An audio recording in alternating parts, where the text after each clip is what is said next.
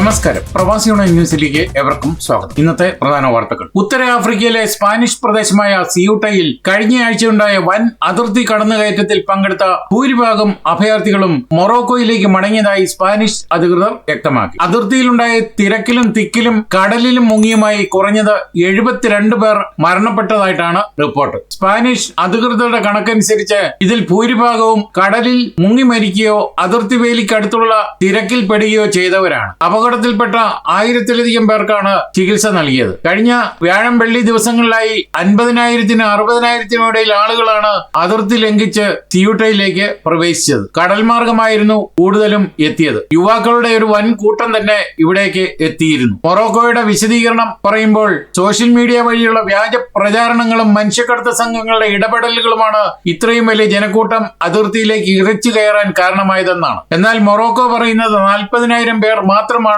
ഇവിടെ എത്തിയതെന്നാണ്. സ്പെയിനിലെ Pedro Sanchez സർക്കാരിന്റെ കുടിയേറ്റ നയങ്ങൾക്കെതിരെ രാജ്യത്തിനകത്തും യൂറോപ്യൻ യൂണിയനിലും ഇപ്പോൾ കടുത്ത വിമർശനമാണ് ഉയർന്നു വരുന്നത്. സംഭവത്തെ തുടർന്ന് ഇറ്റലി സ്പെയിനുമായുള്ള സൗജന്യ സഞ്ചാര സ്വാതന്ത്ര്യം താൽക്കാലികമായി നിർത്തിവച്ചിട്ടുണ്ട്. ജർമ്മനി ഉൾപ്പെടെയുള്ള EU രാജ്യങ്ങൾ അതിർത്തി പരിശോധന മുമ്പത്തെക്കാളും ശക്തമാക്കിയിട്ടുണ്ട്. അനിയന്ത്രിതമായ അഭയാർത്ഥി പ്രവാഹവും അതിനെ തുടർന്ന് യൂറോപ്യൻ രാഷ്ട്രീയത്തിലുണ്ടായ പരിഭ്രാന്തിയും ഇപ്പോഴും നേതാക്കളുടെ ഉറക്കം കെടുത്തുകയാണ്. ഒറ്റ ദിവസം കൊണ്ട് 100,000-ഓളം ആളുകൾ അതിക്രമിച്ചു കയറിയത് യൂറോപ്പിലെ ജനങ്ങളെയും ഭരണാധികാരികളെയും ഒരുപോലെ ഞടുക്കിയിരിക്കുകയാണ്. എത്തിയവരിൽ ഭൂരിഭാഗവും 24 മണിക്കൂറിൽ തിരികെ മടങ്ങിയെങ്കിലും 2015-ലെ അഭയാർത്ഥി പ്രവാഹത്തിന് ശേഷമുള്ള 11ാം വർഷത്തിലും യൂറോപ്പിന്റെ ബാഹ്യ അതിർത്തികൾ ഇന്നും അനിയന്ത്രിതമായ കുടിയേറ്റങ്ങളിൽ നിന്നും സുരക്ഷിതമല്ലെന്ന് ഞെട്ടിക്കുന്ന സന്ദേശമാണ് സെബൂത്ത നൽകുന്നത്. അനിയന്ത്രിതമായ ഇല്ലീഗൽ കുടിയേറ്റം, അതായത് ഒരു വലിയ കൂറ്റൻ അഭയാർത്ഥി പ്രവാഹത്തിന്റെ ടെസ്റ്റ് റൺ ആണ് ഇതെന്നും നേരത്തെ തന്നെ റിപ്പോർട്ടുകൾ ഉണ്ടായിരുന്നിട്ടും സ്പെയിൻ ഇക്കാര്യം തള്ളിക്കളഞ്ഞതാണ്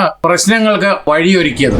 ഗ്രീക്ക് തീരദേശ വിനോദസഞ്ചാര കേന്ദ്രമായ പോർട്ടോ ജെർമോനയ്ക്ക് സമീപം കാട്ടുതീ പടർന്നത് വലിയ ആശങ്കയ്ക്ക് ഇട നൽകിയിരിക്കുകയാണ്. തലസ്ഥാനമായ ഏതൻസിൽ നിന്ന് ഏകദേശം 65 കിലോമീറ്റർ വടക്കു പടിഞ്ഞാറായി സ്ഥിതി ചെയ്യുന്ന ഈ മേഖലയിൽ ശക്തമായ കാറ്റാണ് തീ അതിവേഗം പടരാൻ കാരണമാകുന്നത്. നൂറുകണക്കിന് അഗ്നിശമന സേനാംഗങ്ങൾ സ്ഥലത്തെത്തി തീയണയ്ക്കാനുള്ള കഠിന ശ്രമത്തിലാണ്. എന്നാൽ കൊടുങ്കാറ്റിന് സമാനമായ ശക്തമായ കാറ്റ് വീശുന്നതിനാൽ വെള്ളം തളിച്ച് തീ അണയ്ക്കുന്ന വാട്ടർ ബോംബർ വിമാനങ്ങൾക്കും ഹെലികോപ്റ്ററുകൾക്കും പറന്നുയരാൻ സാധിക്കുന്നില്ല. ഇത് രക്ഷാപ്രവർത്തനത്തെ കഠിനമായി ബാധിച്ചിട്ടുണ്ട്. യൂറോപ്പിൽ തീവ്രമായ കടുത്ത വേനൽ ചൂടിനിടെ റിപ്പോർട്ട് ചെയ്യപ്പെടുന്ന ഏറ്റവും പുതിയ കാട്ടുതീ ദുരന്തമാണ് ഇത്. ഇനിയും ജർമ്മനിയിലേക്ക് കടന്നാൽ ജർമ്മനിയെ ചുട്ടുപൊളിക്കാൻ വീണ്ടും കടുത്ത ഉഷ്ണതരംഗം ഉണ്ടാവുമെന്നാണ് മുന്നറിയിപ്പ്. താപനില 40 ഡിഗ്രിയിലേക്ക് കടക്കുകയും ഇടിമിന്നലോടെയുള്ള മഴയ്ക്കും സാധ്യതയും പറയുന്നുണ്ട്. അതേസമയം തെക്ക് പടിഞ്ഞാറൻ ജർമ്മനിയിൽ താപനില 33 മുതൽ 34 ഡിഗ്രി വരെയും ഉയർന്നേക്കും. വടക്കൻ പ്രദേശങ്ങളിൽ ഇത് 22 ഡിഗ്രി വരെയായിരിക്കും വരിക. തിങ്കളാഴ്ചയോടെ രാജ്യത്തുടനീളം 30 ഡിഗ്രിക്ക് മുകളിലേക്ക് ചൂട് ഉയർന്നു കഴിഞ്ഞു. പ്രത്യേകിച്ച് റൈൻ മേഖലകളിൽ താപനില 40 ഡിഗ്രി വരെ എത്തിയേക്കാമെന്നും ചൊവ്വാഴ്ച ഏറ്റവും ചൂടേറിയ ദിവസമാണെന്നും കാലാവസ്ഥാ പ്രവചനമുണ്ട്. ബെർലിൻ, ഹാംബുർഗ് നഗരങ്ങളിൽ 30 മുതൽ 34 ഡിഗ്രി വരെയാണ് ചൂട്. കടുത്ത വേനലിനെ തുടർന്ന് കൊളോണിന് സമീപം റൈൻ നദിയിലെ ജലനിരപ്പ് 1813 ശേഷമുള്ള ഏറ്റവും താഴ്ന്ന നിലയിലെത്തി. സോറൈൻ നദിയിലെ കുറഞ്ഞ ജലനിരപ്പ് ചരക്ക് കപ്പൽ ഗതാഗതത്തെ പ്രതികൂലമായി ബാധിച്ചിരിക്കുകയാണ്.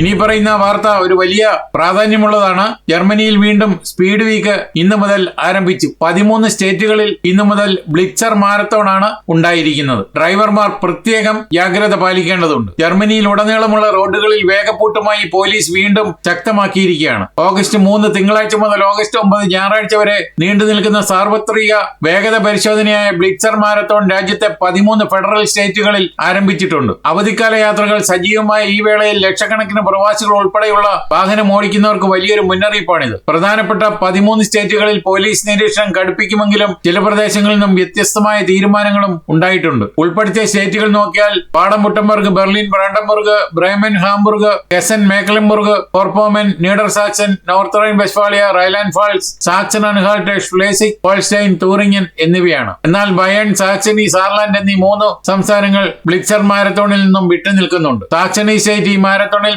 പങ്കാളിയാകുന്നില്ലെങ്കിലും സ്കൂളുകൾ തുറക്കുന്നതുമായി ബന്ധപ്പെട്ട് ഓഗസ്റ്റ് 17 മുതൽ സെപ്റ്റംബർ 4 വരെ ദ ഷൂളെ ഹാറ്റ് ബിഗോണൻ എന്ന പേരിൽ പ്രത്യേക സ്പീഡ് ക്യാമറ പരിശോധനകൾ നടത്തുമെന്നും അറിയിച്ചിട്ടുണ്ട്. വാഹനം ഓടിക്കുന്നവർ ശ്രദ്ധിക്കേണ്ട പ്രധാന കാര്യങ്ങൾ എന്താണെന്ന് ചോദിച്ചാൽ ലോക്കൽ വാർത്തകൾ പരിശോധിക്കുക. പരിശോധന നടക്കുന്ന ചില പ്രദേശങ്ങളിലെ പോലീസും അധികാരികളും ക്യാമറകൾ സ്ഥാപിക്കുന്ന സ്ഥലങ്ങൾ മുൻകൂട്ടി പ്രാദേശിക പത്രങ്ങളിലൂടെയോ ഓൺലൈൻ പോർട്ടലിലൂടെയോ വെളിപ്പെടുത്താറുണ്ട്. എന്നാൽ പ്രഖ്യാപിക്കാത്ത ഇടങ്ങളിലും മിന്നൽ പരിശോധനകളും ഉണ്ടാകാൻ സാധ്യതയുണ്ട്. അവധിക്കാല യാത്രകളിൽ ധൃതി പിടിച്ച് വേഗത കൂട്ടുന്നവർക്ക് വൻതുക ഫൈൻ ലഭിക്കാനും ലൈസൻസ് താൽക്കാലികമായി റദ്ദാക്കപ്പെടാനും ഇത് വഴിയൊരുക്കുമെന്നും സർക്കാർ തന്നെ പറയുന്നുണ്ട്. അതുകൊണ്ട് തന്നെ ബ്ലിറ്റ്സർ ആപ്പുകൾ സൂക്ഷിക്കുക. വാഹനം ഓടിക്കുമ്പോൾ ബ്ലിറ്റ്സർ മുന്നറിയിപ്പ് നൽകുന്ന ആപ്പുകളോ ഡിവൈസുകളോ ഉപയോഗിക്കുന്നത് ജർമ്മൻ നിയമപ്രകാരം നിരോധിച്ചിട്ടുള്ള കാര്യമാണ്. സ്പീഡ് ക്യാമറകളിൽ നിന്ന് രക്ഷപ്പെടാൻ മാത്രമല്ല നമ്മുടെയും റോഡിൽ ഇറങ്ങുന്ന മറ്റുള്ളവരുടെയും ജീവന്റെ സുരക്ഷയ്ക്കായി വേഗപരിധി പാലിച്ച് മാത്രം വാഹനമോടിക്കുക. സുരക്ഷിതമായ ഒരു അവധിക്കാല വാഹനമോടിക്കുക എന്നതാണ് ഇതിൽ നിന്ന് രക്ഷപ്പെടാനുള്ള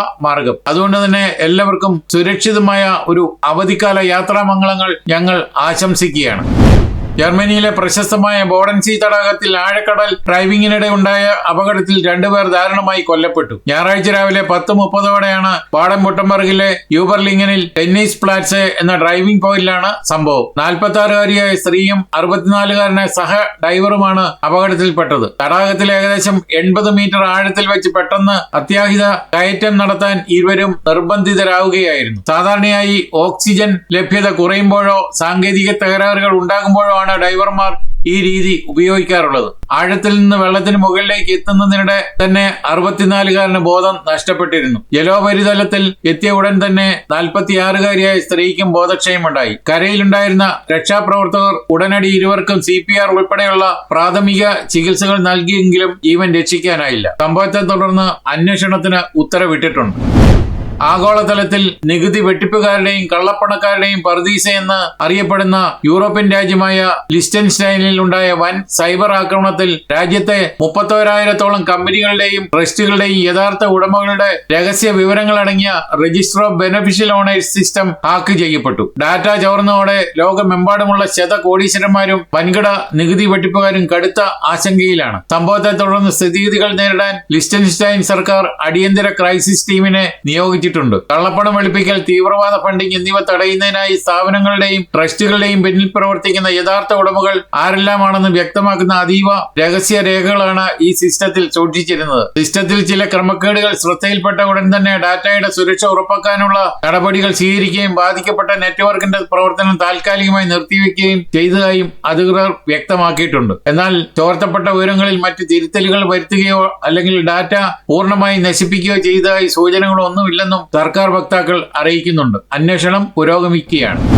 കേരള സംസ്ഥാന സർക്കാർ സ്ഥാപനമായ നോർക്ക റൂട്ട്സിന്റെ ചീഫ് എക്സിക്യൂട്ടീവ് ഓഫീസറായി രാജേഷ് മാധവൻ ചുമതലയേറ്റു. പൊതുഭരണ വകുപ്പ് അഡീഷണൽ സെക്രട്ടറിയാണ്. ഉന്നത വിദ്യാഭ്യാസ വകുപ്പ് ജോയിന്റ് സെക്രട്ടറി, ഉന്നത വിദ്യാഭ്യാസ കൌൺസിൽ മെമ്പർ സെക്രട്ടറി, ഭിന്നശേഷി കമ്മീഷൻ സീനിയർ അഡ്മിനിസ്ട്രേറ്റീവ് ഓഫീസർ എന്നീ നിലകളിൽ പ്രവർത്തിച്ചിട്ടുണ്ട്. തിരുവനന്തപുരം സ്വദേശിയാണ്. ഇതോടെ ഈ വാർത്താ ബുള്ളറ്റിൻ ഇവിടെ പൂർണ്ണമാവുകയാണ്. നിങ്ങൾ നൽകി വരുന്ന എല്ലാവിധ പിന്തുണയ്ക്കും ഞങ്ങൾ ഹൃദയപൂർവ്വം നന്ദി അറിയിച്ചുകൊണ്ട് നമസ്കാരം.